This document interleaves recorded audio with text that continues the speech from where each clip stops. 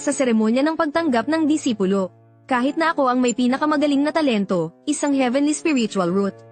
Pero binaliwala lang ako ng mga elder. Habang ako, isang 3 taong gulang na bulilit, ay mag-isang nakatayo sa gitna ng bulwagan. Napansin ko ang isang anino sa sulok ng bulwagan. Ji, bilis, puntahan mo siya. Ang pangalan ng taong yan ay Pang Lin Yuan. Siya ang pinakahuling disipulo ng Ascended Ancestor.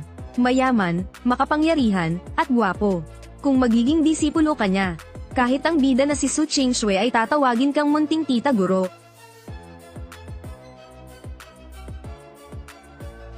Kuya, gising.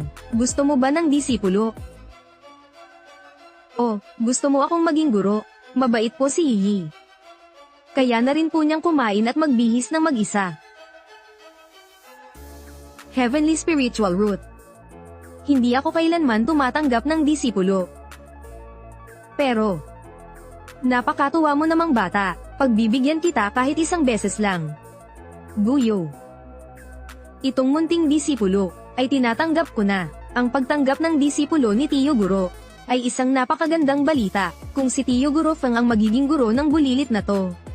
Hindi ba't ibig sabihin ay magiging kapantay na niya ang maraming elder? Kailangan na natin siyang tawaging munting tita guro.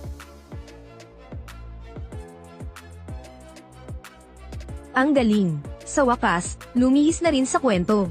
Dahil dito, hindi mo na kailangang tahakin ang landas ng kontrabidang babae. Munting disipulo. Ang mga sikreto mo, ay mukhang hindi lang simpleng heavenly spiritual root,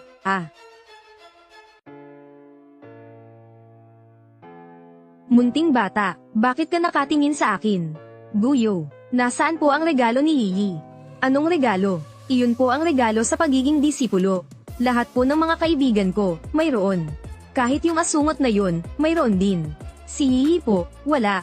Gusto po ni Yi ng mas malakas kaysa sa kanila lahat. Si Master Duo, binigyan siya ng isang maliit na gintong espada. Si Master Qingwu naman po, binigyan siya ng laso na lumilipad-lipad. Si Master Hanfeng, binigyan siya ng isang maliit na espadang gawa sa yelo. Si Master Yunyi, binigyan siya ng libro na puno ng guhit ng maliliit na tao. Kahit pa yung asungot na yon, binigyan din siya ng master niya ng isang perlas na kumikinang. Oh, kung ganoon, ano ang gusto mo? Gusto po ni Yi yung pinakamalakas sa lahat. Sige.